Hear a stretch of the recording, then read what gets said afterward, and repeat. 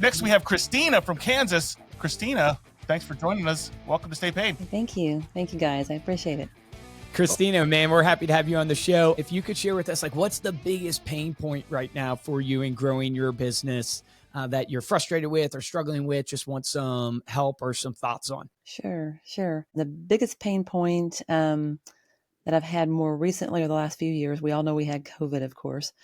But before that, I had my oldest son was diagnosed with schizophrenia. And then since then, my youngest son is also went on disability, started on Medicare in February, which blessing is I've been able to help them both with Medicare, which is one of the things that I do. I don't feel like I can do everything anymore. And I've been very blessed, a lot of clients, but how to hone that in to get more specific and become more efficient in my business and get more of an ideal client.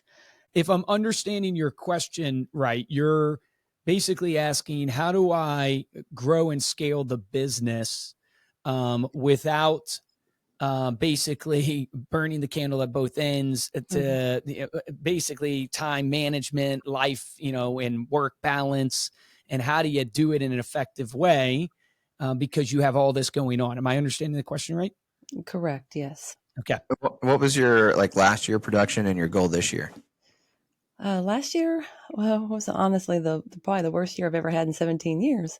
But I've made around 60 or 70,000 last year. But in previous years, it's been over 100. And so I like my goal. I work with an adversity coach. I met one last year on LinkedIn. He has a wife with 25 years of chronic depression, and he was a $1 million roundtable agent. So we had met. I felt kind of guilty. I was like, why is he trying to help me? And then we got back together here recently. I've been working with a lot of people on Alignable, which is like a business networking site. And I voted for him, recommended him, and we got back together in March. So we're back working together, and so we're trying to get it more streamlined on a lot of things there. What would work-life balance mean to you? Like, what would having more time mean to you right now? And what is the stress? Can you describe the stress that you're trying to move away from? Good question. I would like, my youngest he's been diagnosed with PTSD. He's had significant bleeding issues the last 7 or 8 years. No one can find out what's really going on with him. The doctors they don't really say it, but they say it. And we're wanting to get to Mayo. A lot of the businesses I've reached out to on Alignable, a guy I met that used to work for John Hopkins, he mentioned John Hopkins, which is in Maryland. And then I've been listening to tons of people on natural things like, Melaleuca and stem cell, type things. And, everybody, I'm just trying to reach and grab and, go, what am I? So you really need the time to be able to care for your son, both sons, right, in your family. So the stress is you got to support them financially and yourself, but at the same time, you need the time in your business to be able to take care of them. And that requires time to go to the clinics and to research the stuff. So right. I feel for you. Tough situation. I'm not giving up. Yeah. What did your main source of leads and production come from last year? I would say a lot of my current clients, and I need to working with my adversity coach. I'm working right now just to go back and just really hone in on my, A clients. And I just talked to a guy this morning about a video, what's really interesting about a video card you can do now. So I'm thinking about that. And of course, I work with Reminder Media, which does my financial magazine. So I'm currently working on getting my email list done so I can get some emails out more to my current clients and then people that I've talked to before that wanted to be put on a list. So I'm thinking if I can get some things running more without me having to be involved as much. I still want to be involved, of course, but I want to be working more on it than in it sometimes. Yep. And so that's kind of where I'm at. I need to get things to where I can move to more higher scale instead of just feeling like if I don't get up the next day to do, which I always do, I cannot shut off. I sleep probably 3 or 4 hours a day. Because you're a great entrepreneur, and that's why. Yeah. So, yeah. And then how do you keep track of your schedule? Do you time block or, how do you get focused in on what you need to do? I've gotten a lot better about that. I was really good in the past, and then things kept kind of knocking me, popping me around a few times. Got a few bruises anyway, Yeah. but I have just been OCD about, on my phone, I have my schedule. I schedule everything in, no matter what it is.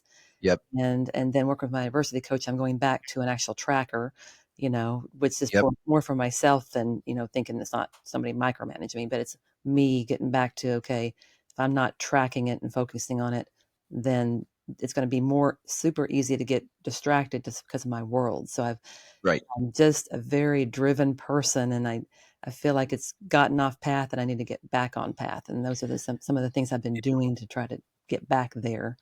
Yeah, what great advice. Yep. Tracking is a huge portion. And so when I'd sit down with agents and I coach them, and they don't have any trackability, like time blocking sounds like you're already doing, but if you're not keeping it strictly of what you should be doing, it's hard to coach on because I can't tell you what you should improve on. So yeah, that was great advice to start tracking, time blocking, so you know what you need to move around to Mhm. make it work. Because if you don't know those numbers, then it's hard to, hey, this is exactly what you should do. So yeah, time blocking and tracking would be like number one on my list, Luke. I'll share with you, Kristina, that, I can only answer the questions the way I would, think about my own life and Reminder Mhm. Media and my family and stuff like that. And hearing your situation, where my gut goes to from a business aspect, there's only really two ways you get leverage in business. It's through people and through systems. And so we can talk about people and systems, but I would also first want to start with the more personal aspect, because personal ultimately drives the business. Mhm. And I think you need people in your life. You need community. I don't know if you're involved in a local church or if you are a person of faith or not a person of faith. But, usually when I am coaching people and I'm trying to help them in their life and in their business, I always want to point people first to their purpose and first to their why. Because Mhm. sometimes in a situation like yours, we can get confused and think, I got to grow my business to these revenue numbers, but revenue means nothing. It's really happiness and quality of life, which comes from your relationships and stuff like that. So what I don't want to do is you have this great or you have this great business, but you have this situation going on with your family and the situation that you have to provide for them. I would encourage you first and foremost to go, okay, do you have a community that's local to you, family, a church Mhm. that can rally around you and invest there so they can help and you can share your needs with them? And that's a hard thing to do. That's why I wanted to share it with you, because it's hard to be vulnerable with people and it's hard to share with people, hey, can you step alongside me and support me?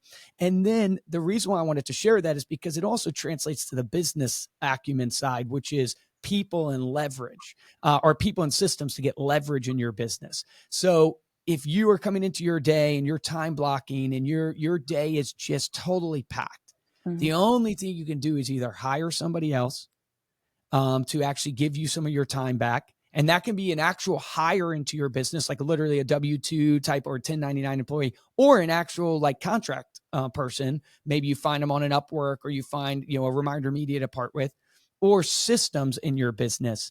But to me, it sounds like, from the income that you're making, you can't really afford to hire somebody. And so it really feels to me like you've got to go to your community and you've got to build a community around you that can help chip in to help you, whether it's take your son to the clinic with you or stuff like that. So then you can be all in on your business to get the income up so you can end up hiring this employee to help you get there. So I would first look at personally, just for you, I would be coaching you on, hey, how do I get you involved in a community in your local area? Maybe you have one, maybe you don't, I don't know, but I would Mhm. get you involved there first. And then that, I think, could translate into your work. Thank you. I appreciate that. Yes, I went to, we started trying to check out a few churches, and we have one locally here that we went to a couple times, and we're in a small town, kind of community, and I've got a lot of great clients. You don't want to tell every client your story, of Yeah. course. But the Lineable has been a really great network too. It's just a lot of business people, and so many people Exactly. have told me so many times, they're like, "Oh my gosh, Kristina, you're so resilient. You've uplifted me. You've made me feel good." I'm like, I didn't know I was doing that. And you'll be surprised, Kristina, as you share your story and you share your needs, Mhm. how much people want to rally around and help you. Because it's better to give than receive. And when you're not vulnerable and you don't share your needs, this is for me, I'm not preaching at you, I'm preaching to myself. When you don't share what your needs are, you don't give people the opportunity to give, but it's better to give than receive. And so I would just encourage you of like, hey, sounds like you're doing a lot of the right things business-wise. And I think you're on the right path of going to some churches and getting involved with the community, whether it's the alignable business community or the church community that can help rally around you and share your needs.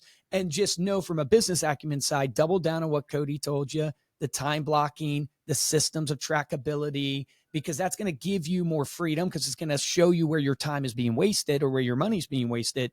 But ultimately, hey, we can't go through this life alone. You need other people in your life right now. And you've done a fantastic job. I'm super proud of you up to this point. It's pretty incredible just hearing your story. We want to help you. If you can friend us on social, just friend me at Luke Acree. Let's connect. I'd love to give you a free year of our digital marketing to help you out, to see if we can grow and help you grow your business that way. But love your story. Proud of you. Keep taking care of your family like that. And I appreciate you sharing that and coming on Stay Paid. Oh, thanks you so Kristina. much. And thank you for doing that. I didn't expect that, but I appreciate it so much. You're welcome. Really All right, appreciate We're going to be in touch. Thank you. See ya. All right, bye.